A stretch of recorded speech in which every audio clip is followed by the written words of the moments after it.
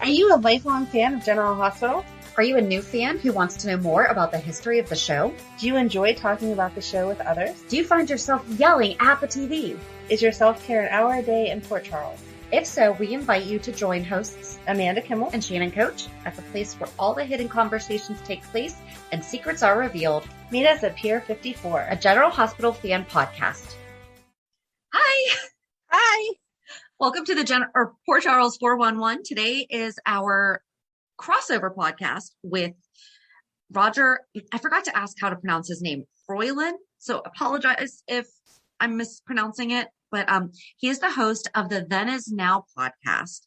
And this podcast is a first for us where I have not edited it 1 second.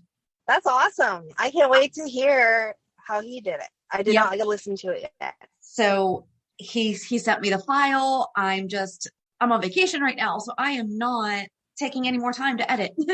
There you go. I'm just going to leave it together as it is. He does have some commercials in his podcast of other podcast friends that he has. I did check them. None of them are against things that we've ever said we won't talk about, but we've also never listened to any of these podcasts. So we're by proxy endorsing them. However, we have not listened to them, but they sound good. One is talks about like the monster, like movies and stuff like that. They're kind of like all pop culture-y. So they're good. It's not like they're political motivated and everything. So, but again, we don't know these people, but we're happy to share the people that he has been so graciously, given us the episode to cross promote on our show too. So enjoy our conversation with Roger on the Then Is Now podcast. Hi, this is Dee Wallace, and you're listening to the Then Is Now podcast.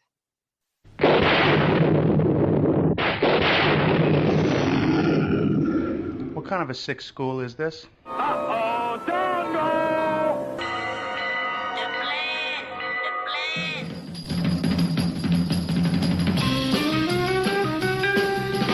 Strange things are afoot at the Circle K. You're going to need a bigger boat. Surely you can't be serious. I am serious, and don't call me Shirley. You got spunk. I hate spunk. Danger, Will Robinson. Danger. Oh, righty. How you doing? Back off, man. I'm a scientist. Don't make me angry. You wouldn't like me when I'm angry. Say hello to my little friend. I love the smell of napalm in the morning. What are you people? On dope? Stop whining. I got a crap on deck that can choke a donkey. Hey! Who is your daddy? I'm sorry, but all questions must be submitted in writing. I'm sorry, Dave. I'm afraid I can't do that. Can I do that? I'll be back. A dynamite! Show me the money! Don't! Up your nose with your rubber hose. A what? I'm sailing! I'm sailing! Groovy. You want the moon? Just say the word and I'll throw a lasso around it and pull it down. Love means never having to say you're sorry. Here's looking at you, kid. We got no food. We got no jobs. Our pets' heads are falling off. Come to the coast. We get together. Have a few laughs. Hear that, Elizabeth? I'm coming to join you, honey. I'm not a doctor, but I play one on TV. I love it when a plan comes together. What we do is if we need that extra push over the cliff, you know what we do? Put it up to 11. 11, exactly. One louder. Why don't you just make 10 louder and make 10 be the top number and make that a little louder? These go to 11. We're on a mission from God.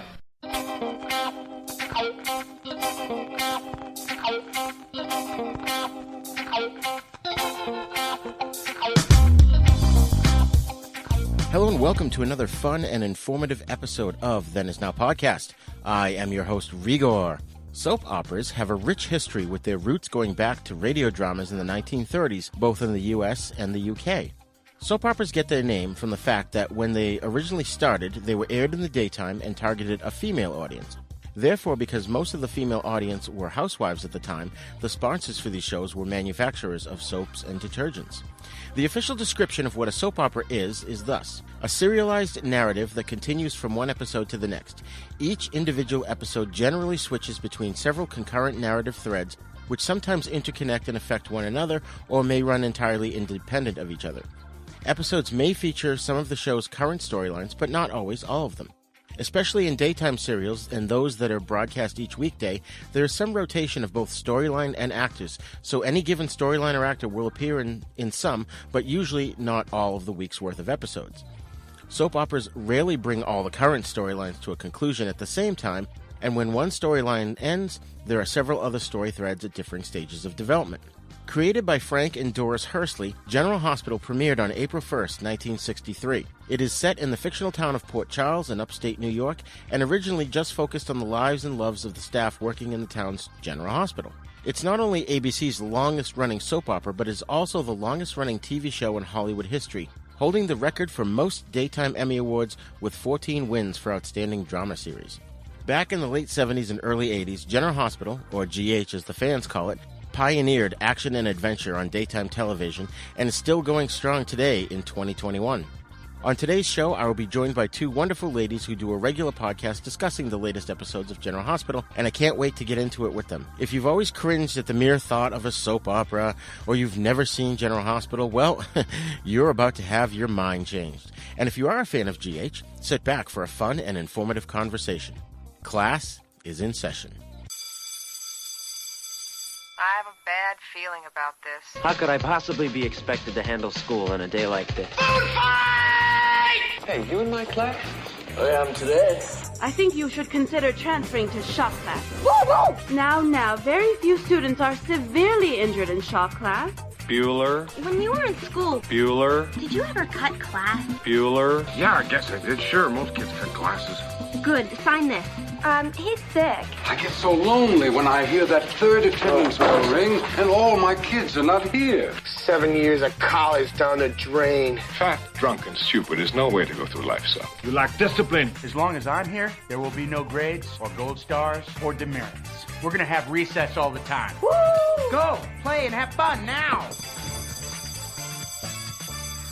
Folks, today's show is going to be a great discussion about my all-time favorite show. Joining me today are Amanda and Shannon, who host Pier 54, a GH podcast. Amanda and Shannon met in 2012 at their daughter's Girl Scout meetings and became fast friends because of their shared love of General Hospital. For years, they've wondered how many other fans had conversations and swapped text messages just like they do. The idea for the podcast occurred, but for over 2 years, they struggled to find a name. Then one day it hit. Pier 54. The Pier is where all the hidden conversations take place on the show and secrets are revealed. What better name for a podcast dedicated to just that? Each week they release 2 new episodes. Monday is a recap of the previous week's episodes of GH. The reason they chose Monday is, as busy moms themselves, they know how important it is to be able to catch up on the weekends. Thursday is the Port Charles 411. Each week they deep dive into a variety of subjects from character backgrounds, various storylines, interviews with other fans, industry professionals, and cast members. Ladies and gentlemen, please join me in welcoming to the show Amanda and Shannon. Hi, thank you. Thank you for having us. Oh, I'm so glad you guys are here. I'm so honored because I've been dying to cover GH on the show for so long. So this is truly an honor. Happy to help. Awesome. So since this is audio, can each of you introduce yourselves so the audience kind of knows who's who when you're talking? I'm Amanda. And I'm Shannon. Excellent. So before you guys got on the mic with me, I recorded my usual preamble at the top of the show, which is generally short, and there was a couple of things I didn't get a chance to say that I wanted to impart on the audience. So if you'll indulge me for just a moment, I'd just like to start things off with it's not really a rant. That's not the right word, but it's something that I like to say to people who scoff me and when they go, "Oh, you watch a soap opera?" Okay. I'll go right ahead. Okay. Defend us. Awesome. So, since soaps were originally targeted towards women, and a lot of the stories were melodramatic, the common misconception is that they're always just about romance. Well, first of all, that's not true. While romance is a true key component of many daytime serials, there's more to it than that. General Hospital pioneered action and adventure on daytime television, and that's what got me hooked. To this day, there's not just romance, but gunfights, mob wars, spy, intrigue, murder mysteries, social issues, just so many wide and varied story types and themes. Now, I would like the listeners to imagine this. Soap operas are just as creative as comic books. While most shows regular TV shows run around 22 episodes and have a season, and then they have a break and then another season, daytime soaps run every weekday, 5 days a week, all year long with no repeats, except on the occasional holiday. There are no seasons. That means these shows have to constantly reinvent themselves to stay relevant. They have to be constantly creative so as not to repeat storylines, especially for shows that run for decades. The actors have to be on their game all the time, especially today, because on any given day they have anywhere from 40 to 80 pages of script to do, and they only get 1, maybe 2 takes, and maybe only a second take if someone flubs a line or something goes technically wrong. So, folks listening, please think about that. If it weren't for daytime soaps, we wouldn't have nighttime shows whose narrative continues from week to week, like Dallas, Dynasty, Buffy the Vampire Slayer, and dozens of other shows that now have season-long storylines, like a lot of which are on the streaming services, rather than being simply episodic like in the old days. So I'd like the listeners to just sort of keep an open mind while they're listening to this episode. If you don't watch soaps or if you've never seen General Hospital, and if you're already a fan of GH, then we are going to have some fun today. All right, that's it. No pun intended. I'll get off my soapbox now. No, that was good. I mean, you're absolutely right. So at the end of our show, we actually do what we call the reality check, because we know a lot of people think that operas are possibly delusional. And so, you know, we do our reality check where we share something fun. We just share something about our personal lives to connect with the audience too. But I think that was really the motivation behind it was to make sure that people knew. We do know this is a show.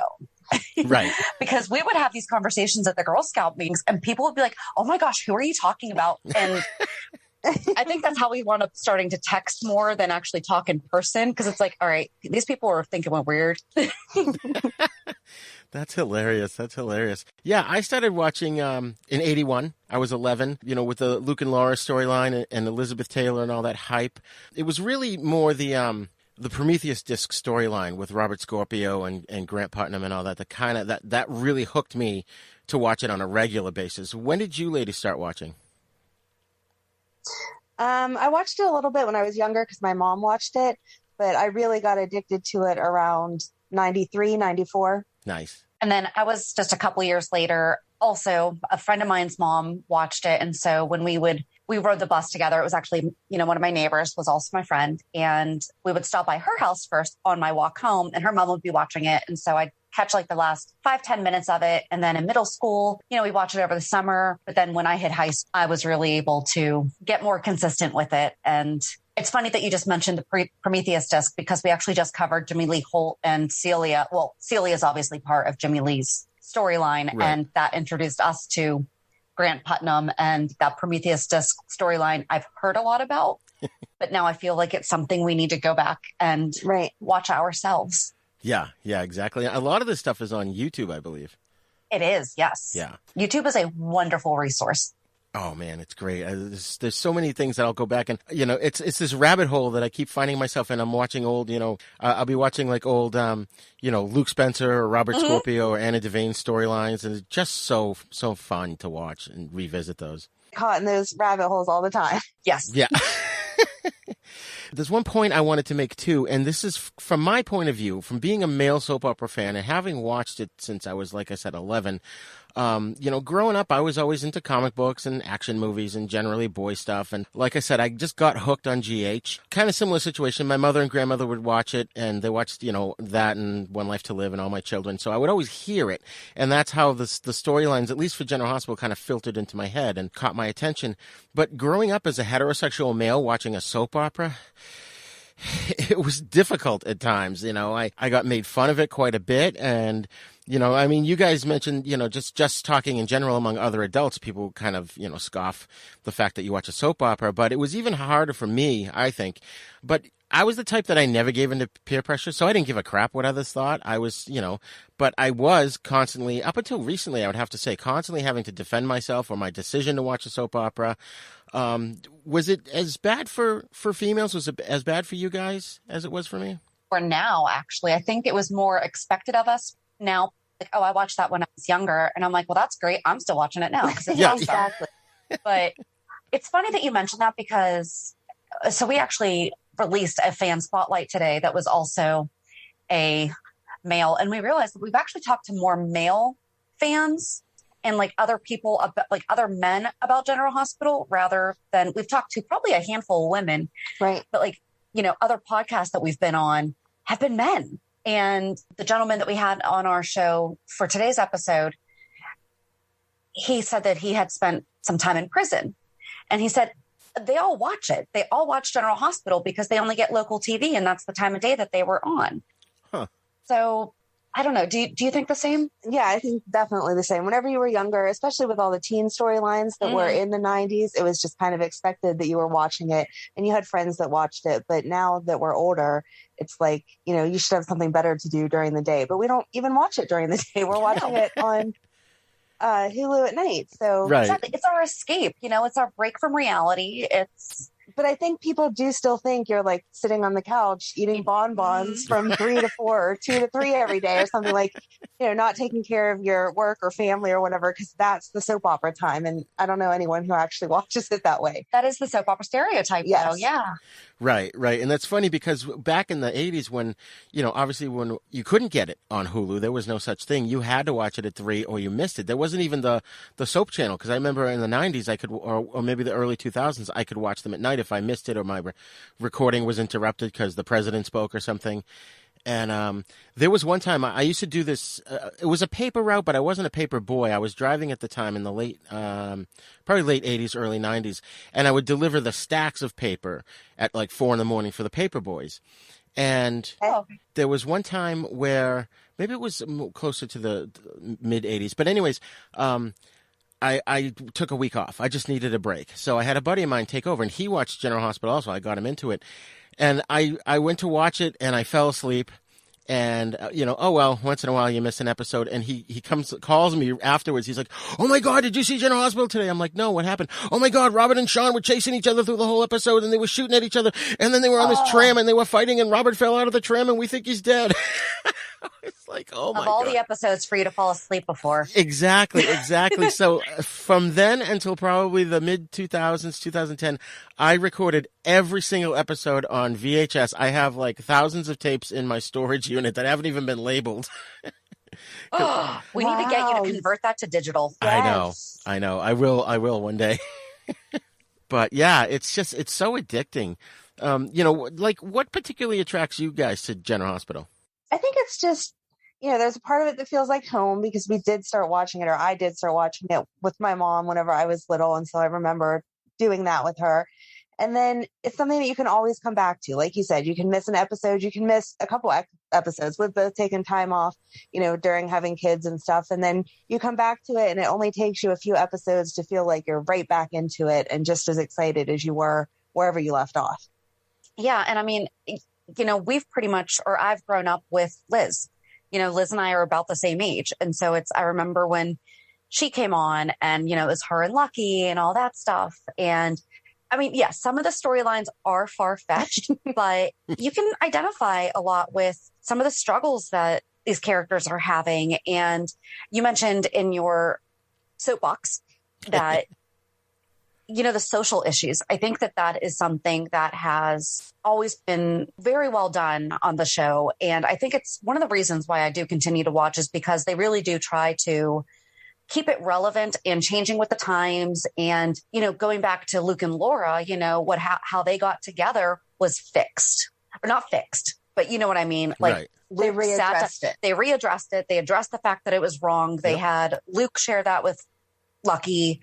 And, you know, I mean, I think that took that was pretty brave of them to do, because they very easily could have just been, God only knows how many times they've rewritten the past. Yeah. You know, but they didn't. You know, they knew that this was an important enough storyline that they had to address it the way that it was done and fix it. And well, that's part of it too, is the characters, as you said, you know, there are a lot of far-fetched storylines, which a lot of them I still love, but they're very human and very relatable. Mm-hmm. You know, and I think that's one of the things that makes it entertaining. You know, I've had a lot of weird things go on in my personal life lately, not necessarily to me, but to people around me. And my wife and I just look at each other and we're like, oh my God, this is even crazier than General Hospital. We have a lot of those conversations off the record. Yeah. And then we're like, you know what? This is why we understand General Hospital, because our real life sometimes makes that look tame. Right. Exactly. And for me, like I said, it was the action adventure. I loved that aspect of the show.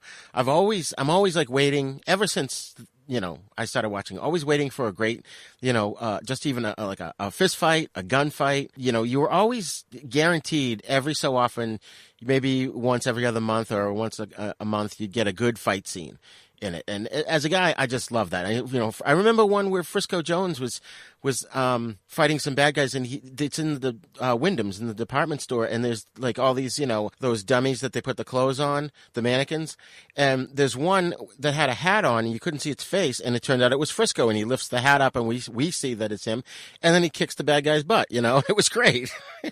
Yeah, I mean, I don't know. I've talked about this on our show a few times. Like, I get done with the love scenes. I'm like, oh my gosh, can we just fast forward through this? Like, it's candlelight, it's slow music. That's not how it's done in real life.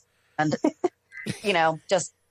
I'm with you. I like the action adventure, whodunit.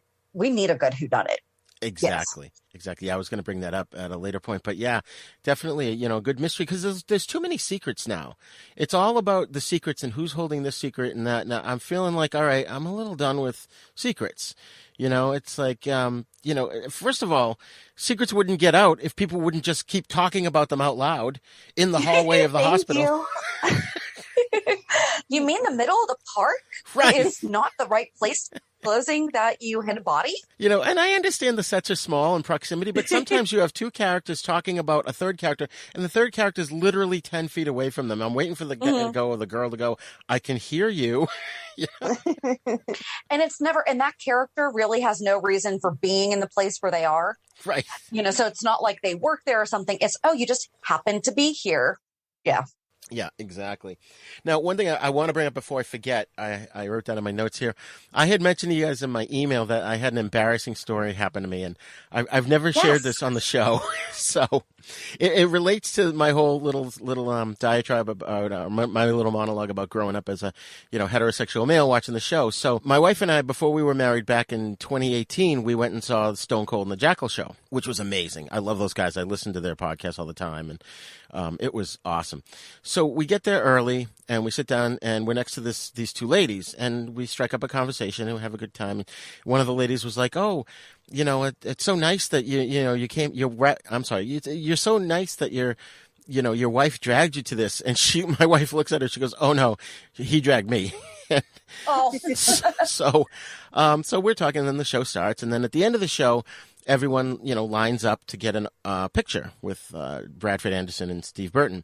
So the line was really long, and we're waiting in line, and my wife says, so like I said, at the time we weren't married, but she says, I'm going to go talk to those ladies and, see if we can switch contact information. I'm like, sure. So she does that, and I get into a conversation with people in the line, and we finally get up. We're like 2, 3, 4 people away from Stone Cold and the Jackal, and so she joins me back in the line, and she's telling me about her conversation with the two ladies, and one of them was like, "Oh, is he like your gay friend or something?" And she's like, "No, he's my boyfriend." And, he just likes the show a lot. So that kind of just stuck in the back of my head, and I was like trying not to think about it. And maybe I had a couple of drinks at that point too. So it was just kind of, festering in the back of my head. So we get up there, and I look at Bradford Anderson and Steve, and I'm like, oh my God, you guys, I'm a huge fan. Been watching since '81. I looked at Bradford and I go, my ex-wife used to bowl with your Aunt Bernadette. And he was like, "Oh my God, that's so cool." And I said, "Steve, I made that fan video about you on my YouTube page." And they're like, "Oh, you got to send that to us." So I'm like, it's fine. We take the pictures. We're walking away. The next group is going up to get their pictures. And I turn around and I go, "And I'm not gay." And the look on Steve Burton's face was like his eyes just was like shocked. He was like, "What the heck?" And we were walking away, and my girlfriend at the time, she goes, "Why did you say that?" I'm like, "I don't know." I'm going to go with you might have had a few drinks. That was probably, yeah. You went, so we've seen them twice. And if you went to any place like we did, there was a drink minimum. So, right. You can blame it on that. Exactly. There you go. In the establishment for forcing you to have those beverages. Right. Exactly. In order to enjoy myself. Item minimum. So I should give them a little grace on that one. But yeah, we love their show. And it's funny because we actually saw them a couple months after we started the show. And my husband actually reached out to Bradford to see if we could interview him after their show. And I mean, we have our own, he has his own laptop. I have my own laptop. And I happen to use, because we used to use his for editing our show and recording. And he left his email up, and I just happened to see Bradford Anderson email, like in his email. I'm not a snooper. I feel like I always have to over justify this one. And then I read like this whole thing, and I kind of got mad at my husband. Oh, she definitely got mad at her husband. That's not a kinda. I was like, you can't do that. You know, they're going to think we're crazy. They're going to be like, these girls can't come in, or all this, because we had plans, and we got them gifts. And so we made sure that we were at the end of the line, and we gave them the gifts. And we have shirts that say, "Meet me at the pier," which is how we say we'll meet you at the pier at the end of our show. Right. And they read it, and Bradford goes, "Did one of your husbands email me?" And I told him, I was like, "Oh God, we're going to get kicked out." And he's like, no, don't be upset with him. You know, it's totally fine. But you know, you're never sure how that's going to really play out. Right. And sure enough, our first cast member interview was with Bradford. That's amazing. And he was so sweet. And then I know that you just had Sean Kanan on recently. Yep. And he had come to Pittsburgh for a book signing for Success Factor X. And I happened to go up, and in Pittsburgh, you don't do anything except for watch the Steelers when the Steelers are playing. And unfortunately, he had the book signing while the Steelers were playing. So I wound up being the only person going to the book signing. Oh, wow. But I sat there and I was able to talk to him for a half hour. And then we were able to coordinate where we got to talk to him also. And so that was almost, oh my gosh, this November, it'll be 2 years. Yes. Wow. So he was so gracious. And I do have to give my husband a lot of credit, because I get in my own head a lot. And he kind of, between him and Sean, you know, made it okay for just ask. Yeah, exactly. I've learned that too, doing this show. It's like, it doesn't hurt to ask, you know? I don't think we've gotten any no's either. We've gotten silences, but we haven't gotten any. Right. Anyone who's responded back has not said no. I've gotten Tristan Rogers. I've tried to get him on the show, and I usually go through their publicists. I try to anyways. And they were kind of hemming and hawing. So I told Sean Kanan this too. I'm at the point where I drew a picture of Robert Scorpio when I was 17, and I'm thinking of pulling that out and scanning it in and sending it to them, saying, "See how serious of a fan I am." Oh. So you know what's a fun thing too about? Oh, sorry. Go ahead. No, I just said he's a cool dude. Oh, cool. Yeah. I would love to talk to him. Did you know, this is off topic, but I heard him on an interview. Apparently he was headed for California. I think he was going to audition, or he got the role as Robert Scorpio, and his manager comes up to him and says, these people want you for this part. It's called Mad Max. And he's like, nah, I'm going to America. I've already got it booked. And of course they gave it to Mel Gibson, and he became an international movie star. Wow. Why do I think I knew that? Did he talk about that on Stephen Bradford's show? He may have mentioned it on that. I had heard him say it on another show a couple years ago, but yeah, he said it on that too. So, but anyways, I wanted to mention too, isn't it funny when you try to explain to someone a storyline on General Hospital, a person that doesn't watch the show? Yes.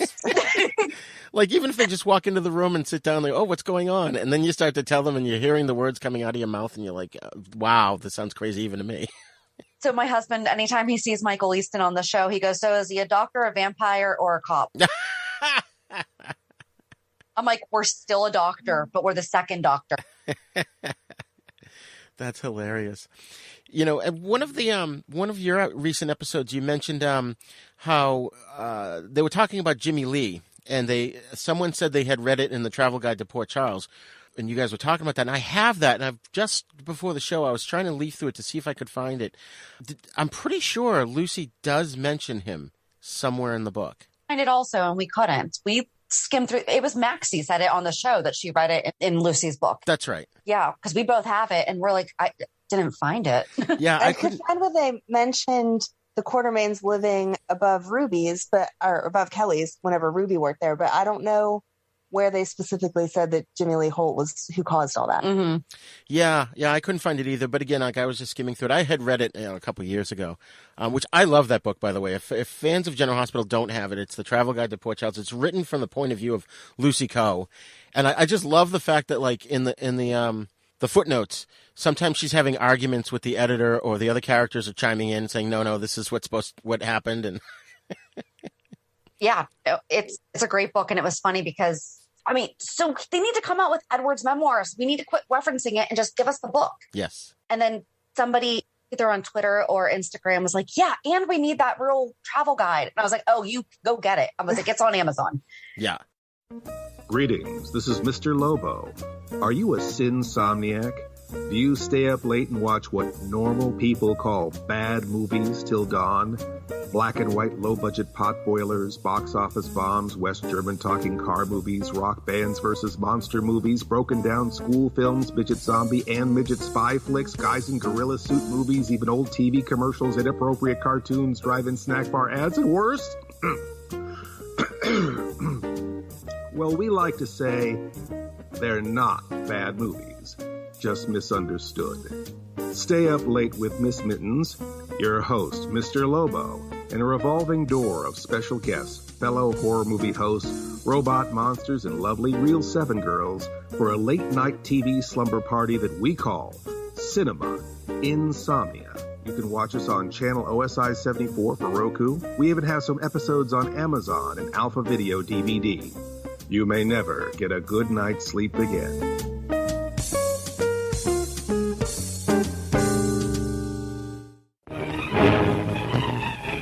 Prepare for a spine-tingling, nerve-shattering podcast featuring all your favorite monsters.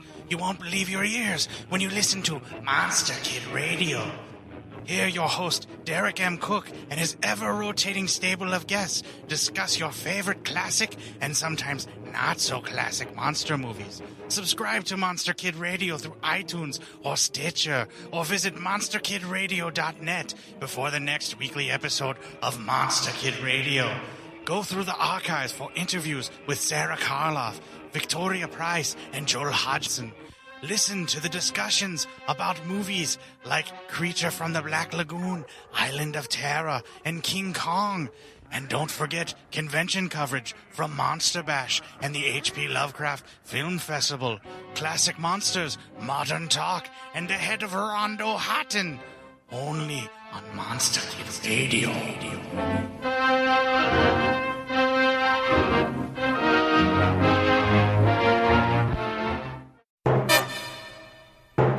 So, we mentioned earlier that they talk about current issues, and you guys said you started watching in the 90s. So you were there for the Kimberly McCullough and the Robin and Stone storyline, right?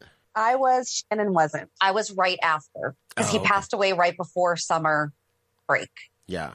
Because that was really profound. Of course, at the time, I didn't really know much about AIDS or anything, and I learned a lot watching that show. And they were very delicate with how they dealt with it, and they I thought they did a great job of not being too technical. Alan, I thought, really came through as a really strong character in support of Robin. I just watched it for the first time because this past November was the 25th anniversary of Stone passing away. Oh yeah, and that's right, he passed away in November because. Not whatever, but I think you missed them falling in love, interested in whenever he was passing away. But then, so we had read Robin's diary, as we sometimes will read the books that are about the show and stuff. Yep. The first time that I actually sat down, and this is where YouTube's amazing, I sat down and watched them fall in love, their relationship, and him passing away. And I've seen Stone pass away a million times. It's one of those scenes, Yeah. Luke and Laura getting married, even if you've never seen the whole episode, them exchanging their vows. That's kind of how Stone saying, I can see you, Robin, and then passing away. That's just, I was a hot mess. And when we were recording, I was bawling my eyes out. And then we had the privilege of speaking with Michael Sutton. Oh, wow. And he was just so gracious, and it was a great conversation. That's amazing. He was amazing. He totally understood from a viewer's point the connection that we had to him. It wasn't like he was over it and let's move past it and talk about the other things that he's done. He really did connect with that character and just honor him the way that the fans felt was necessary, because that storyline was amazing. Yeah. Oh, it wasn't. That's awesome that he's able to embrace it like that. I think it's hard for some actors to eventually they do come around, though. Like even Anthony Geary, you know, for years he had to separate himself from Luke Spencer, and I finally heard him on an interview one time because I never understood it as a kid. I'm like, why is he going, I'm not Luke Spencer, I'm not Luke Spencer, and he said it one time. He goes, we were on the cover of Time magazine. It got to a point where I totally believed that I was Luke Spencer. It's like I had to separate myself from the character to save my own sanity, you know? Mm-hmm. So, but it's awesome that Michael Sutton's able to do that. I mean, the times he's only come back, a couple times as a ghost, and he still looks the same. He does. Yeah, like twice. 2 or 3 times. Yeah. He came once to Sunny and once to Robin, mm-hmm. right? So, yeah.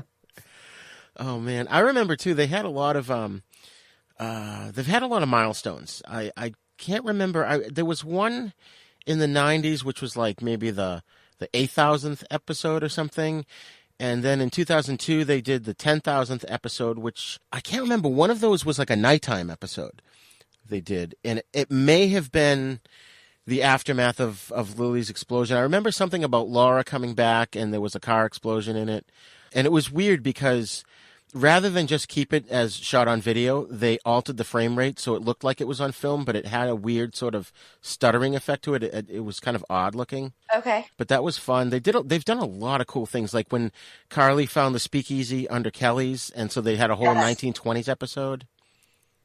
Or just like the one that they did this past year with the voting, women's right to vote. And that was actually Eden McCoy's 18th birthday that was okay, this is where I'm messing up. That was actually Jocelyn's 18th birthday, but it was actually okay. So they've aged her 11 years, but it was the day that that was pretty cool. Yeah, they've had a lot of cool specials like that and celebrating their episodes. I think aren't they supposed to be celebrating Stuart Damon pretty soon? Yes. Yeah, we're just not sure when. Yeah. I always loved him. I loved him as Alan Quartermain. I mean, to me, as a kid, too, I saw him on a show called The Champions, where there were these people in an airplane that crashes in, like, the Himalayas, and they get rescued by these monks, and the monks grant them superpowers. And he was great in that. It wasn't a great show, but, it was fun. But he was good, and that's all that matters. Exactly. For years, I have been telling Amanda, because I love Rodgers and Hammerstein's Cinderella. I love Leslie Ann Warren, and, he was Prince Charming. Yeah. And when he sang, 10 minutes ago, I saw you at the nurse's ball, I'm like, it was the best. And sure enough, when he passed away, what did you see all over the place? That. Yes. Yeah. Yep. Absolutely. And I was just like, I still have to give you that DVD so you can watch it. You do. Okay. Never seen it. They've had a few spin-offs, too. Port Charles and, what was it, General Hospital Night Watch? Night Shift, yeah. Night Shift, that's right. And I loved Port Charles. I did watch Night Shift, but I didn't quite get into it. I think it was just time. I just didn't have enough time to watch it. But one thing I loved about Port Charles was that it ran concurrently with the main show. It was almost just like an extra half an hour of the show, but it was on at like 12:30. And General Hospital was on at 3. But it was like if it was raining in Port Charles, it was raining on General Hospital. If it was snowing on one show, it was snowing on the other show. I loved they were very consistent with it. It's just I think they screwed up in the fact of putting it on at 12:30 rather than putting it on right before General Hospital or right after it, Yes, that's why I never watched it. It was too much of a space between the two. Mm-hmm. Yeah. It was. I think I had TiVo at the time, so I was able to kind of catch them. Just watched Night Shift last summer when there were no new episodes because of COVID to keep our show going. Oh, okay. We still watched Night Shift. There was 5 discs. I think so. In season 1. And so we watched a disc a week and then we gave the recap for those. And then season 2 was only available on YouTube. And they actually came back. I think it was the week after we finished Night Shift. And we've never finished watching Shift now, but it was really good. I'm surprised that we have it because Jagger came back. Mm-hmm. That's right. And that's your boy. I love Jagger.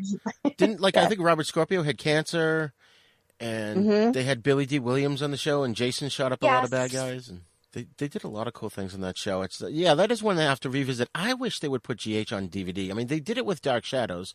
Granted, Dark Shadows ended, so there's a finite amount of episodes, but they should still at least release, I don't know, a year. They're owned by Disney, and Disney has Disney Plus. You can actually go on Disney Plus's website and suggest shows for them to put on. Well, then I suggest the listeners go out there and do that right now. I know I'm going to do it after the show. We should put that plug on. Yes. We talk about it a lot, but we really should put that plug on like every single week of our show. Yeah. Do you guys... Even if they just wanted, oh, sorry. No, go ahead. No, Even go if right they ahead. just wanted to release like a highlight reel, because there was the videotape. I still have that VHS tape of the best weddings of the show. I have that too. Just kind of take you back to that timeline. If they could do something, I feel like that would bring new viewers in too, because you'd remember the old stuff and want to see where they've gone from there. Right. Or even what they could do too is like, that's a really great idea, because I was thinking about that too. But like I was just watching one recently on YouTube. It was because Sean Donnelly, what's his name? My mind's drawing a blank. Riley. John Riley died, and I went back and I was watching like the first time he was on the show, and Luke was kind of on the run. He shows up at Donnelly's place because Scorpio told him to go there, and that they should take storylines too and just put one storyline on a set of DVDs. Mm-hmm. Absolutely. That's what we do. That's how we watch a lot of. So when we do our character, we watch a lot of YouTube. So we're currently preparing for Alan, because we know that they're going to do, and we've thankfully been able to see a lot of Alan through all these older storylines that we've revisited, but there's still a lot. He was on for 30 years. Yeah. Especially with the ones that are on the show now, like Monica, she goes through spurts where she's on more than other times, Yeah. New fans might not know Monica, the Monica that we knew from the 90s and, from the 80s, she was not taking any crap from anybody. Right, exactly. And, it's funny too. I like when they do stuff like they kept talking about Helena's Lab. And I was wondering if are there people out there who've only recently started watching the show, and do they know who Helena Cassadine is, They don't need... And I think that's what the point of, that's where the idea to do the 411, because exactly that. How many people are just starting to watch the show and are like, but who's that? Right. One fan, who was it? I forget who it was, but she didn't know that Jerry Jacks had been recast. Was it Jerry Jacks? Mm-hmm. It was somebody, yeah, but didn't know the storyline from before. And we're like, oh, no. He used to be engaged to Bobby. Yep. It was, that kind of blew her mind. Yeah. That's funny. Yeah. Yeah, it's amazing. I've heard rumors about Jerry Jacks. I'm not going to say it if nobody's heard them as well. But I did want to bring up, too, at one point, do you recall a few years ago, I'm going to say somewhere between 3 and 5 years ago, there was a time where the show was edited at a much more faster clip, and a lot of times the scenes were shorter, but they would tend to overlap each other. So you'd have two characters like Sonny and somebody talking, and then somehow it would segue into two other characters talking, but it quasi-related, and it would kind of bounce back and forth, like a juxtaposition between the scenes. Do you remember that? Mm-hmm. It's like, I wonder what happened to that. It was great. It was a nice fast clip, but it was enjoyable, and you still got all your story in. I wonder, what changed in the regime that stopped them from doing that. I think we ask a lot about different things, about a variety of things. I was like, so what is the, and I know that they don't owe us any answers or anything, but sometimes you're just like, okay, what was the thought process there? Right. Maybe it was too fast paced for some people, like the long time viewers that are a little bit older than maybe any of us. Maybe it was too fast for them. That's ageism. I'm not saying that it has to be it, but maybe that's just not their cup of tea. Like, I don't like some of the certain camera angles that they use. That annoys me when they're like following people. I'm like, stop doing that. I just want to see the whole scene. I don't want you chasing the person. See, and I like that, but No. I like it only when it makes sense. What, like the handheld shots? Yeah. So like last that. week when Jason was kind of creeping up on Finn and Liz, that made sense because you're coming at it from creeping. that. Right. Yeah. No, I got that. But some of them, I feel like they just do it to show off, and it doesn't make the scene better, in my opinion. You would think at this point now, the show's 58, 59 years old. Wouldn't the prop guys put a weight in the coffee cup so it looks like there's actually a liquid inside the drink? It's so obvious that the cup is empty because of the way they're holding it. Yep. I think that's an industry-wide thing, though, that needs to get. Oh, my God. And we'll start jumping into the storylines, the modern storylines a little bit. I just want to bring up a few other things. Like the Port Charles Police Department, the PCPD. I always refer to them as the Keystone Cops because they are the worst police department in the world. Ever since Robert Scorpio left as commissioner, They can't catch a bad guy to save their lives. Mac did okay. Yeah, Mac was all right. All right, and this, I'm not disparaging someone's looks, but the one thing that used to annoy me about Mac is that the top of his hair was gray. And I would be yelling at the screen going, dude, dye your hair. Because personally for me, I find if like my hair's starting to go gray, I find that an affront. I think it's just very rude for someone, and higher up to have done that to me. I didn't ask for it to go gray. And my wife's like, oh, I think gray looks nice on men, It's like... Okay, well, coming from the female standpoint, we can't stand what they do to Sonny's hair. Right. Like, that's fake. When they were letting the salt and pepper come in, it was so nice because it was real, and then they went and colored it again. See, now I had the opposite opinion. I cheered when I saw that they had colored his hair. I was like, yes, he's back to black hair again. That's funny. That is funny. Yeah. Yeah. It's like, I can't stand it. It's like, especially like Mac had really dark hair as well. He had black hair. Mm-hmm. And it was just like, dude, just either pick a color or just make it black. Right. We could go into like a whole deep dive as to why you guys think that way, though, because my husband often says that he's going to go get that Just for Men for his beard. I'm like, it will look so fake. I'm like, just let it grow in. And I don't know if I'm being offensive because I've had white hair since I was like 14, 15, and it's just increased. But I don't know. I think it's different for women. Yeah, it's like I said, for me, it's just a personal thing. Like I'm kind of losing my hair too, and I just find that totally rude. There's no reason for that. I didn't tell my hair it could fall out. One thing I wanted to bring up too, real briefly, is some of the fan interactions on the Facebook groups I found can be annoying. And don't get me wrong, I love the fans. If it wasn't for the fans, the show would not be here and it would not be lasting as long as it is. But there was a year or two ago, I was trying to put out, thoughtful analysis about the stories and what was going on. And I would get just rude, negative responses from people. And I'm like, why do you have to be that rude? Like when Cyrus was first on the show, okay, yeah, he was a disgusting villain, a heinous villain. Nobody liked him, but that's the whole point. And I got on one of the pages and I was pointing out what a great actor Jeff Koper was. I didn't really know who he was at the time. I didn't realize he had been on China Beach and, Sons of Anarchy and all those shows. And, he was killing it. He was doing a great job. And some lady she posts, what are you, his agent? I'm like, oh my gosh. No, but I know good acting when I see it. And she just kept attacking me, and she couldn't get beyond the fact that she didn't like the character and take a step back and say, oh, yeah, but he's doing a great job as an actor. Yeah, we have some rules that we follow. We don't do ship wars because people get nasty over who's hooking up with who. Right. Yeah.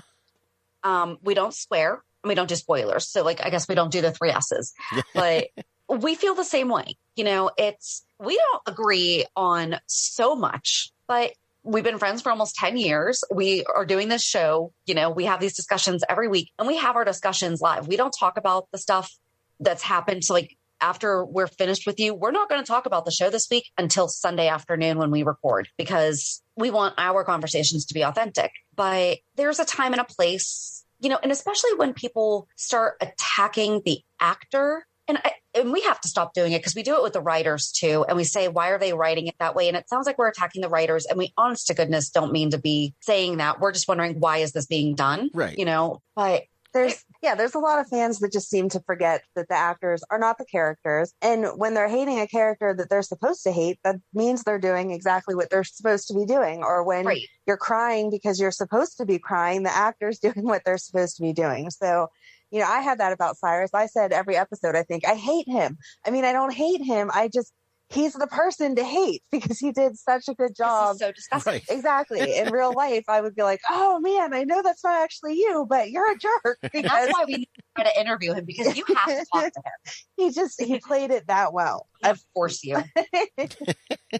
Oh yeah, and he's so good. And it's funny, it's like the fans get up in arms about like recasts or even like actors like Michael Easton and Roger Howarth coming back as a different character. Which, okay, with a recast, sometimes it takes you a while. Like, it took me a while to really like Emmy Rylan, because I was so used to, of course, Lily.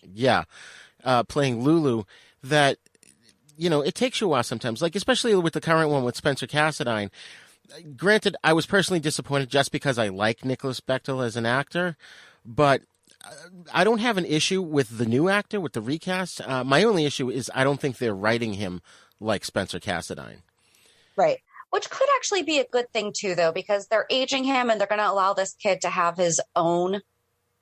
They're not going to try to make him Nicholas Bechtel. They're going to allow him to be whatever it is. He's so vague right now, though. I feel like as long as they're aging him up and giving him real life stories in the way that he can identify as that character, because we talked about whenever he sent the teddy bear to Avery, that's not something that Spencer would have done. That's out of character. I mean, he could be a jerk, but he wasn't mean like that. Right. He wasn't vicious. Okay. To a smaller child, maybe someone his own age. When he was 6 and he was picking on Cam, yeah. Yeah. But you would think that by the time he's 18 or so, he's not going to try to upset a child.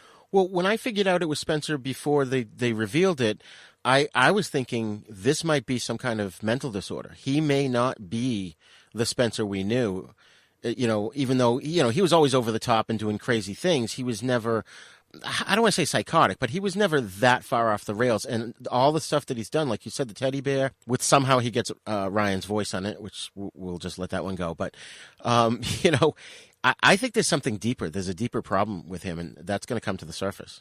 Oh, that would be good. That would be really good. And that explains, and back to how they cover real life things. Laura has had mental health issues in the past. Yeah. And so that would bring that in. Yeah. And also the fact that, he's kind of been abandoned by Nicholas. Right.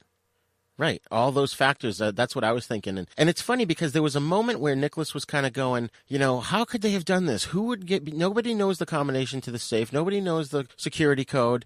And I'm thinking, well, who would? Well, Spencer is the only one that probably would know those things, aside from maybe the housekeeping staff. But, they don't seem to be on the table as terms of suspects. And then, of course, it did turn out to be him. But then he's like, doing the whole Carrie thing in the art gallery. There's something wrong there, I think. I'm a little disappointed that Trina hasn't figured that one out yet. Right, yeah. I feel like she is suspicious enough. She has enough suspicion in general. She's a pretty sharp kid. Yeah. I'm surprised she'd be like, wait, you hate Ava. You're suddenly here. All this stuff just happened. And you have the same eyes, as because she was looking him dead in the eyes when that happened. Yes. She would have recognized his eyes. That's what that's just how I feel about that. Yeah, absolutely. So now that we're touching on the current storylines, let's get into it a little bit. Now, I want to say we could talk about up to yesterday's episode because what is today? Today is the 29th. Well, we won't talk about this week at all. We won't talk about this week at all. Okay. Can I talk about... Sorry. All right. So I can't say anything about that then. Well, no, because here's the thing. We might not have watched it yet. Oh, okay. All right. I won't say anything then. But I had some theories. Last week I didn't watch anything until Friday. So, yeah. All right. I had some theories about something that's going on, but I will skip over that. And we're going to have to circle back, maybe even off mic at some point, because I want to talk to you, or I'll listen to your next episode. We'll go from there. Absolutely. Yes. So one character I can't stand, and I haven't heard on your show enough to know your opinion, but I can't stand Molly. I've never liked Molly. I just find her so annoying, and I don't know. Every time she comes on, I want to fast forward, but I know there's going to be an important plot point that I'm going to miss. I don't know that we've ever actually really discussed Molly. She was so cute when she was little. Yes. Mm-hmm. I mean, Haley is a great actress. I think that I don't know if I really care. Yeah, exactly. It doesn't seem like, and same with TJ. They used to have much more in-depth storylines, and they have a great storyline going on right now, but they're still not on enough to be in it. Yeah. And I think that's the thing, is if we don't see them doing anything else other than just that, we're just like, okay, that's all that you're doing. And it seems to me that the creators or the writers, the producers, they know their audience. They know that there are various factions of people out there who watch the show of different demographics, different ways of thinking, different lifestyles.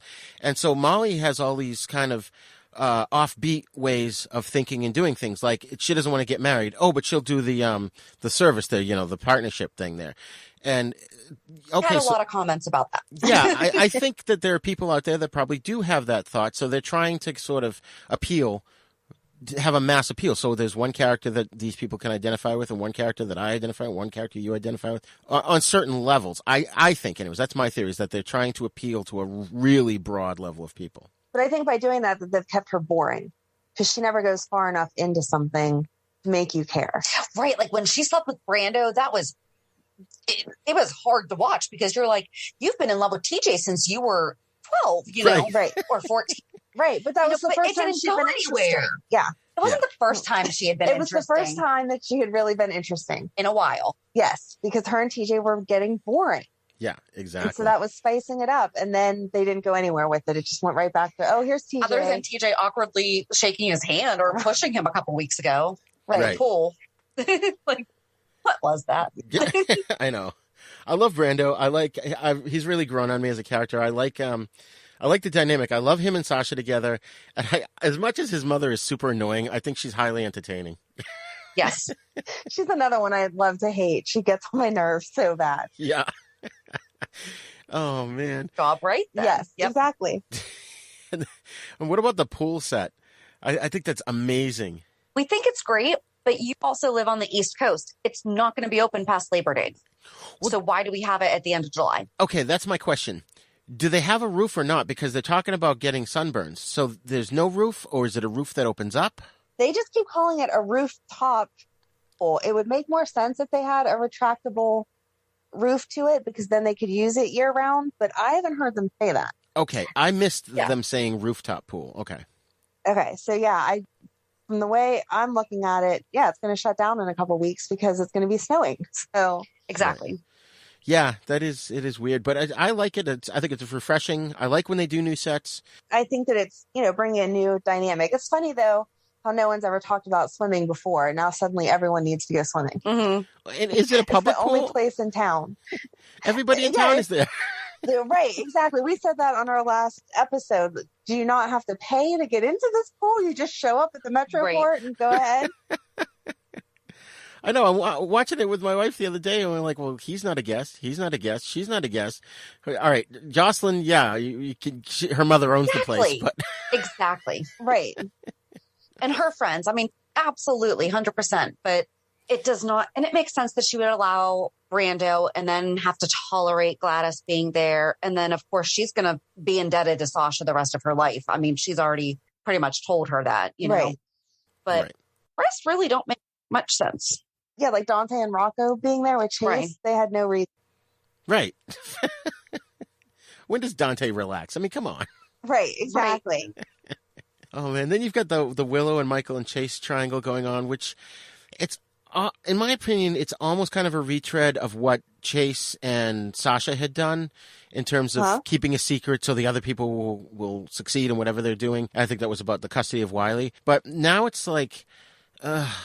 poor Willow just keeps digging herself deeper and deeper into this thing, and it not that I don't like the storyline, because I do, but it just makes me uncomfortable. The more that Chase is trying to walk and to be a husband to Willow, and the more you can just see the look on her face, like, oh my God, he lived. Oh my God, he's gonna walk. She's just like, what do I do? It's right. They just need to let her be single for a little while. Yeah. What's funny is the actress that plays Willow, to me, she looks just like, and you probably never watched the animated show Speed Racer. I don't know if you're familiar with it or not, but she looks just like the character of Trixie in that. If they ever did another Speed Racer, I think she should be up for the part. Because I know what you're talking about. Yeah, she totally looks like I called it up a picture of it on my phone to show my wife when she was first on the show, which she's come a long way as an actress. When she was first on, you could tell she was new and she hadn't acted a lot, and now I totally buy everything she does, I like her. I think she's a great actress. I don't know. Yeah. Yeah. Oh, I think she's definitely become a great actress. But my favorite of the recent storylines, and I was hoping this would happen, and it did. And then I have a question at the end of this, but when they had the meeting of the 5 families, and Cyrus was there and Carly was there, and they were trying to oust each other. And Carly did exactly what I predicted she was going to do. She walked in, she owned that room, she reassured the 5 families that nothing was going to change, and boom, Cyrus was gone. And that was amazing. I thought I was clamoring for that for like a couple of months before that. I'm like, Carly needs to just step up to the plate. She can do it. She's got the chops. She could easily take over the organization. And then the whole thing came down about, well, who's it going to be in charge, Jason or Carly? You know, they're going to think we're weak because one of us has to kill the other. No, you don't. She takes Sonny, she steps into Sonny's shoes, and Jason continues to be on as the enforcer. Am I wrong? Nope. I 100% agree. That's exactly how it should have gone. You know, why? Them getting married is stupid. It's really stupid. It's just a ploy to keep Jason and Britt away from each other, story-wise. Right. And they were so good. I know. I really like the turn that Britt's character has made, too. Like that she came back that way. You know, she came back and you knew something was up. And that explains her just being so all about hooking up with Julian. Right. Because she was probably like, all right, I'm just going to do this now while I can, you know? Right. Yep. She was only back for, that short couple weeks that she was back. That's pretty much all she did. Yeah. Yeah. But then coming back now, you know, she came back with a different demeanor. And what I don't understand is why doesn't Jason say to certain people like Monica, like Britt, just say, look if Carly and I don't get married, we're going to look weak and they're going to kill us all in the town. They're going to blow up the town. We just have to do this as a front. You know, he can trust at least a couple of people with that. And they keep dancing around it. Him and Carly both say, well, it's good for our family. And we know that that's code for the family, you know, the Corinthos family, the organization. But you would think that either they would confide a couple of people with the truth that need to know the truth, or people are going to catch on. Oh, when you say family, you mean the coffee business, right? Yeah, he definitely should have told Britt. Yes. And I don't know what Carly was doing going up to her and making it seem like it was completely different, but that was absurd too. And Britt saw right through that. Yeah. Which was great. I love when there's such good actors, you can just see the look on their face. And even in that scene, I looked at my wife, I'm like, she's seeing right through this. She is not buying this one at all. Right.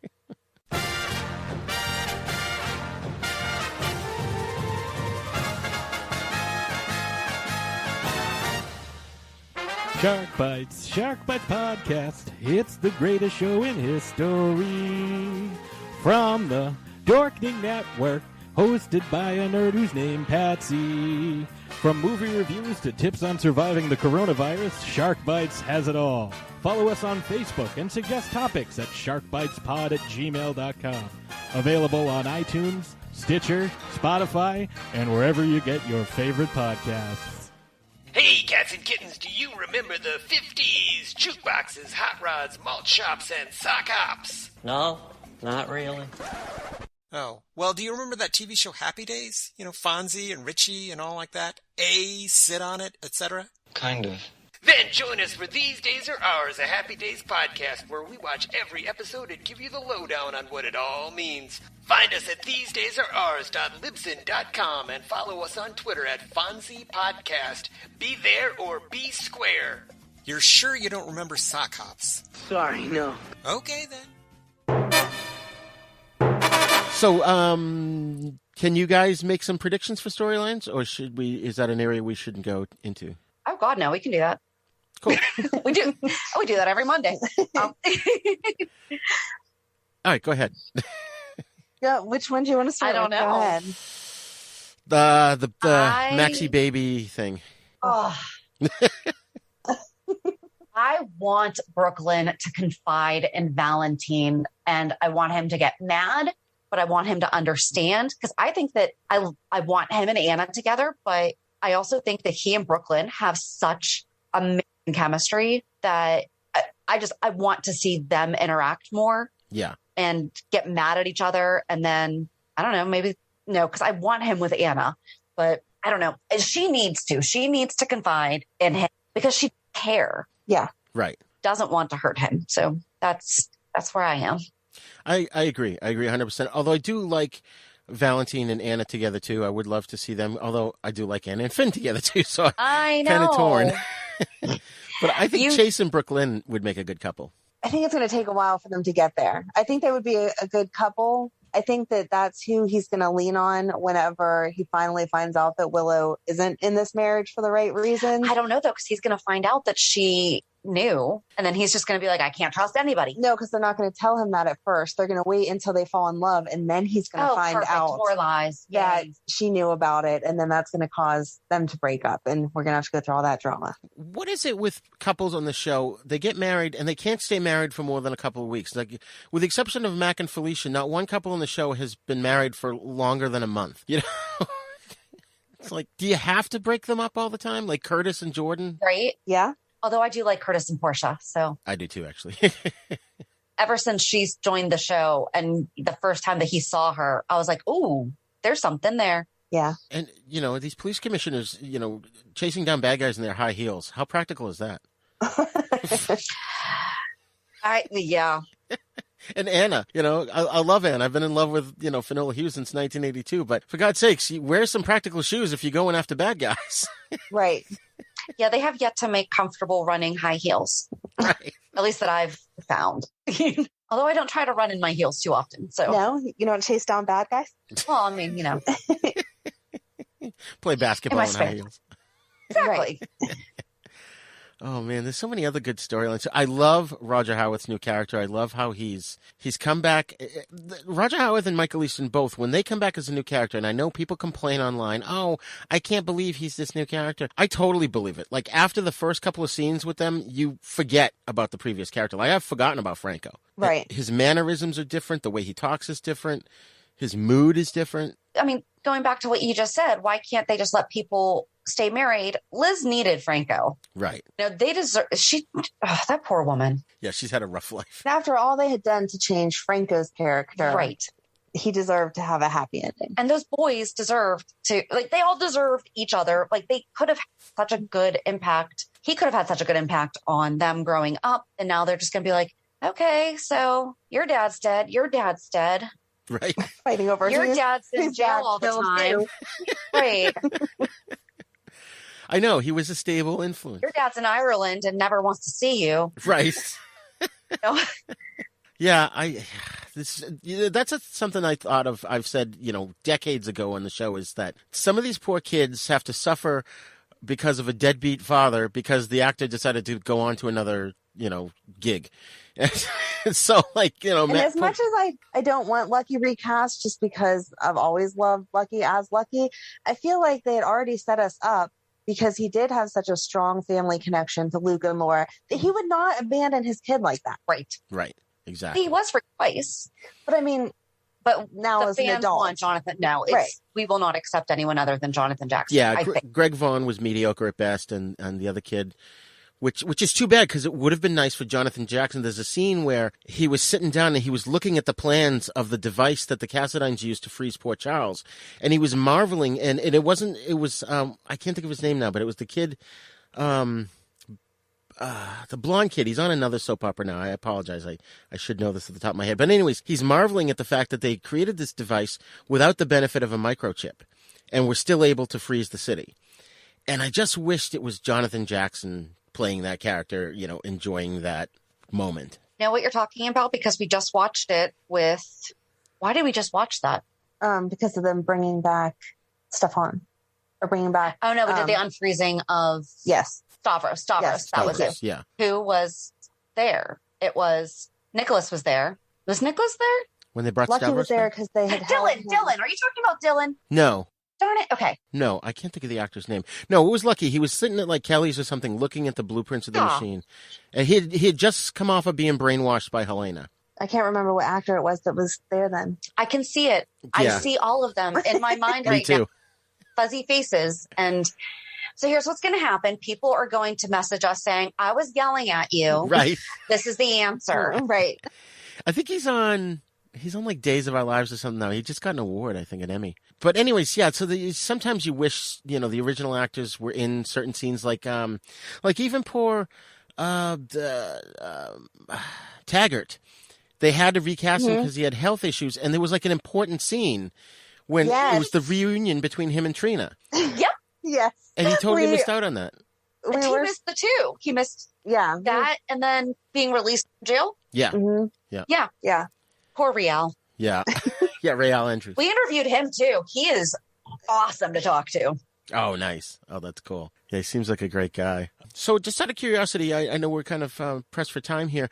What other daytime soaps have you guys watched at all, or do you still watch? Are there any? I had watched, the three, again, whenever I was younger with my mom, All My Children Want to Live, and then GH, just because they seem to roll into each other in a way. And since they took those off, I'm just stuck with General Hospital. I can't get into the other ones. It feels like I'm betraying the General Hospital family. And I've never watched any other ones until when we did a 5-week series on Anna Devane. We did creep over to AMC, and I was like, oh my gosh, I love this show. And now, we need to figure out how to get David Hayward onto General Hospital. Yeah, exactly. Had multiple reasons why they could have had him. And most recently, he could have been helping Lenny with his heart. But now it's cancer, so now it can't be him. Yeah, no kidding. Oh, man. Yeah, that would have been interesting. I recently reached out to Gregory Harrison to be on the show, and they just basically got back to me and said, yeah, he's not interested. Aw. I'm like, what? He was Gonzo Gates on Trapper John, and now he's on General Hospital. Come on. Right. I think there's a comfort level, though, too, with the technology, with the Zooms and everything, because there was one that was basically what it was. They would want to try it, but might not be able to figure out Zoom. And I'm like, oh. One thing I figured out, and maybe you haven't seen this, when you create the Zoom invite, they list phone numbers that the person can call into. So they don't have to get on Zoom. They can literally call on the phone. Because I've been doing phone interviews too, and then I finally realized that the phone signal service was not good, but the Zoom seems to work great here. So now I'm starting to tell people, just call the number and I'll highlight it for them and say, call that number. There's another platform I used once or twice that was call-in. I forget what it was. Uber Conference? Was that Uber Conference? I think that was. It might have been. Interesting. Tried a few things. But just quickly jumping back to this here, I did dabble in Days of Our Lives back in the 90s because I had a couple friends that watched it, and there was one where the character Marlena was possessed by the devil. So I thought that was interesting. Watched that for a little while till the storyline ended. And then I did go back to that in the mid-2000s when I had heard that the current storyline was there was a serial killer killing off all the main characters. And I was like, ooh, that sounds interesting. So I did watch that, and then it turned out they all weren't dead. Their deaths were faked, and they ended up on this island that was a replica of the city they live in. And then after a while, though, between that and GH and Port Charles, and I'm just like, I can't watch this many daytime soaps. I won't have time to watch my nighttime shows. You need to have your priorities. Yes. Exactly. So there were a few other things I wanted to bring up real quick. One was, crap, I don't know if this conversation was this week or it might have been today's Thursday, Friday. All right, we'll have to circle back on that one. I'll put a pin in that. There's a conversation that Anna Devane has with another character that reminded me of a conversation that Sean Donnelly had with Alan Quartermain one time. So I'll come back to that at another point. But, so anything else you guys want to say about GH and the direction? Oh, well, all right, here's one. The storyline. What about the whole Sunny Nina thing? She's another one digging herself deeper and deeper into a hole that she's not going to be able to get out of. He's going to end up pregnant by Sunny, and then he's going to remember who he is. It's going to be another baby that Carly has to deal with that's not hers. That's awesome. I want to know how she's going to justify how badly lied and done things to get to Wiley, and yet she is knowingly keeping Sunny from Wiley. Yeah, at this point I agree with you. If it were months ago, I was saying, well, she could argue that she didn't want to shock him and tell him who he was. She wanted to ease him into it and then, slowly bring him back. But now she's starting to have feelings for him, so she's like not going to do that. Right. But it doesn't even just betray that. It betrays her friendship with Ava, because how are you keeping Ava's daughter Avery away from her dad? Yeah. Yep. That, and then her trust with Michael is going to be completely broken. I just wish that they had him make his own life, because I do like the character of Mike. I mean, obviously I miss Sunny, but I think it's a nice change to see Maurice Bernard, this type of character, because he's been playing Sunny for almost 30 years now, so to see that break, but I don't like that they've brought people from Port Charles into his world, and that we're seeing this. I would have rather almost had, it kind of like how we were talking about the person overhearing in the hospital, it's not. But then they conveniently don't do that because he's in the same hospital as Anna and Valentine. But that would have been great. That would have been great. If Nina had never gone Like if Nina was nowhere in the mix. Right. I mean, I was excited for those scenes, Yeah. but it would have been so much more suspenseful and exciting to see that dynamic rather than, well, we know that Nina knows who he is and she's just doing whatever she can to keep him who she wants him to be. Right. Yeah, it's interesting. And you know, I wonder if there's any legal issues with her doing that to him. I mean, I guess she's not really committing a crime, is she? By not telling him who he is and sort of having him as a kept man? My gosh, that is an amazing question. But I bet not, because he said no, he doesn't want to know. Now he says that. Right. I still don't like that he's even said that, though, because we don't have another hour. How the heck far away do they live that nobody's heard of Sonny? Nobody's seen his face in the paper? Right. I mean, it's region. Ridiculous. They're still in Pennsylvania, so it's like, you know, the Port Charles is based on Buffalo, so it's not that far away that news would get out about Sonny's mob activities over the last, like you said, the last 3 decades. You know, right? Yep. But it's funny though too, because I think there's going to be an issue. The deeper he starts to fall in love with Nina, and then he gets his memories back. Not only is he going to be pissed that she didn't tell him, but he's also going to have these feelings for her. Mm-hmm. And then, you know, she's digging herself, and she's going to basically losing everybody's trust by doing this. I feel bad that it's almost going to be, she's going to have to leave the show because nobody's going to like her. It's not going to end well for her no matter what she does. Yeah. Yeah. Yeah. She's like on this runaway horse, and all she can do is just hold on at this point and hope for the best. But I don't know what the way out would be. There was something else I was going to say about that. Oh, yeah, and I think Sonny coming back, if he does get his memories back, which he probably will, you know he's going to show up just in time to stop the wedding of Jason and Carly. Right? Mm-hmm. Yep.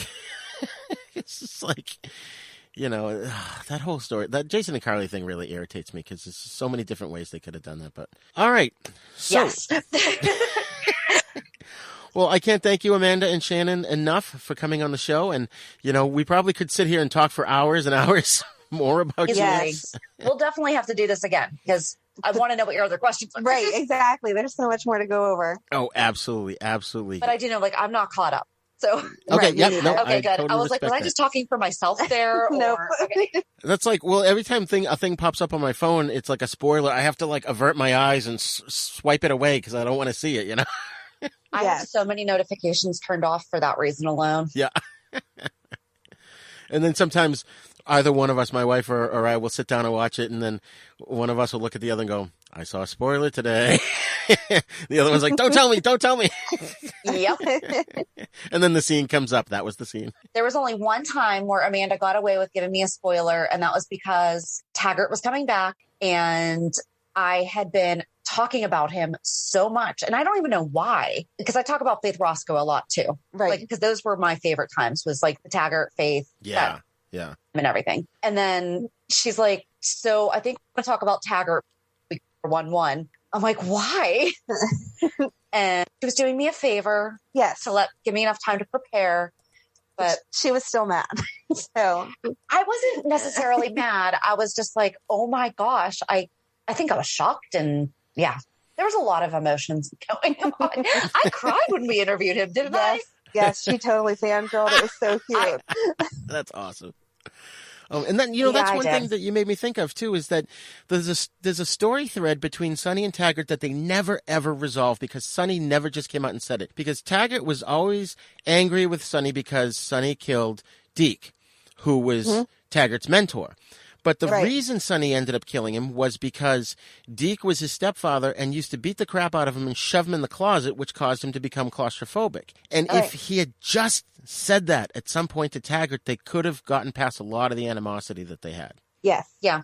Especially now where they are on the same page. Right. You know? Yeah, I mean, agree. At this point, Carly could tell him, because obviously Sonny's still out of the picture. But if it ever comes up in a conversation, she could say, oh, yeah, well, this is really what happened. And he would have a total change of heart. But the other...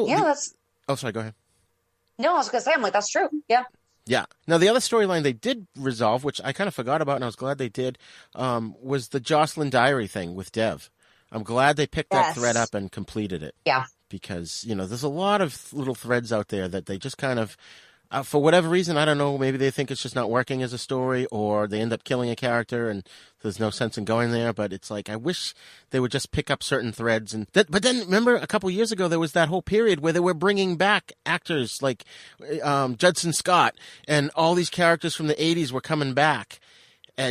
For just like 1 or 2 episodes, and it was great. I think we try to keep track of, so at the end of the year, we do a like annual recap, and we do cover, or we say, and here's the storylines that went nowhere. Yeah. Right. Exactly. Well, thank you guys so much again. You know, like I said, we could talk for hours, and I apologize for continuing it a little further than I meant to, but you're fine.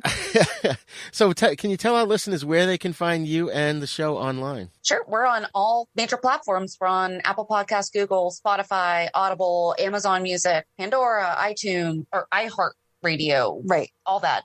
We have a website, pure54podcast.com. We're on Instagram, Twitter. I think it's just the General Hospital 411. We're currently under construction on it. And yeah, General Hospital 411. Excellent. Can you just say that one more time? You broke up. General Hospital, what? Oh, sorry. General Hospital Fans 411 is our group on Facebook. Excellent. Well, thanks again, ladies, and I look forward to talking to you again in the future. Likewise. Thank you so much for having us. Yes, thank you for having us.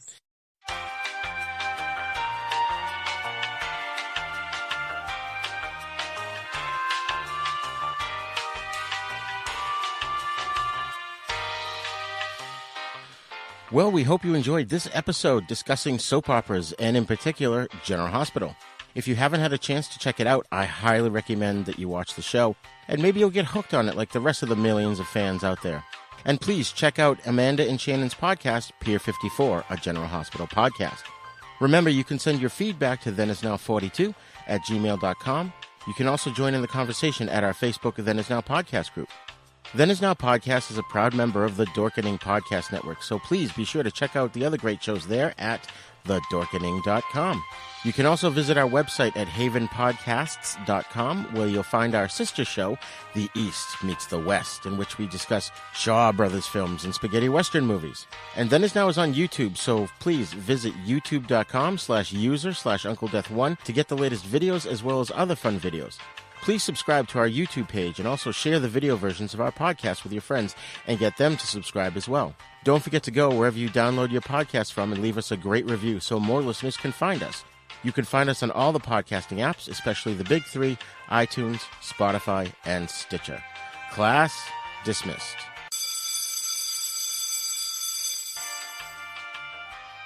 The Then Is Now podcast is intended for entertainment, educational, and informational purposes only. Sounds, music, and clips played during this podcast are the property of their copyright holders. All original content is copyright Jupiter Media.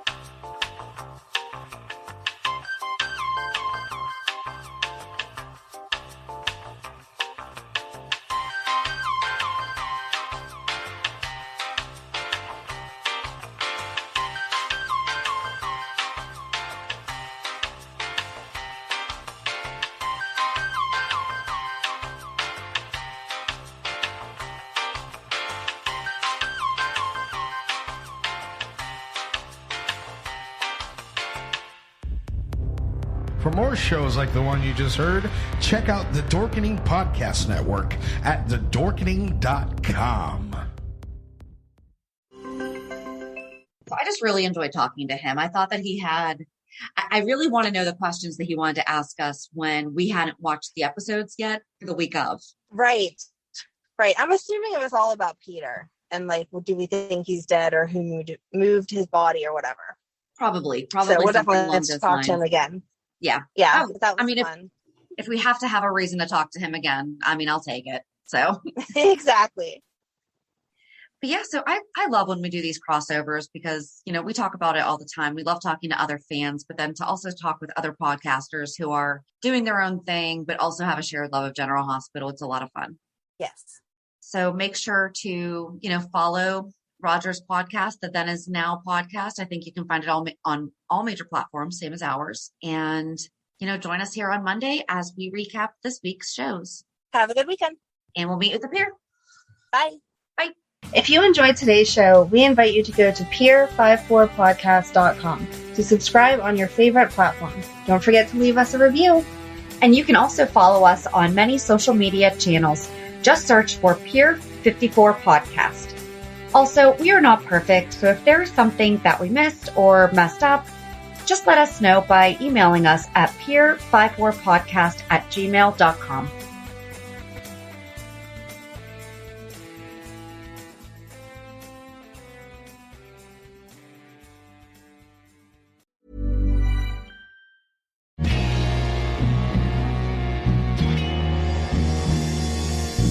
If it feels like your phone hasn't changed in years, maybe it's time to change your phone.